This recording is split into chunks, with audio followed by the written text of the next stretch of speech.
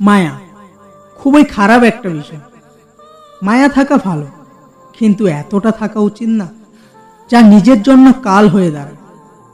যে মানুষ আপনাকে পাত্তা দেয় না, তার প্রতি মায়া দেখালে বড্ড পস্তাবে। অধিকাংশ মানুষ মায়া কাটিয়ে উঠতে পারে না, ভুল পথে চলে যায়।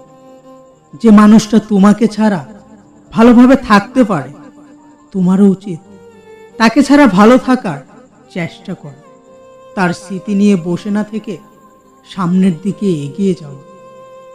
মায়া তাকেই করা উচিত যে সেটার যোগ্যতা রাখে। ভুল মানুষের জন্য মায়া দেখিয়ে নিজের ক্ষতি করবে না। মায়া কাটিয়ে বেরিয়ে আসতে শিখো। কখনো কাউকে অতিরিক্ত মায়া দেখিও না, তাহলে সে অতিরিক্ত আঘাত করবে তোমাকে। যদি তুমি নিজেকে ভালোবাসতে পারো, তাহলে খুব সহজে মায়া কাটিয়ে উঠতে পারবে।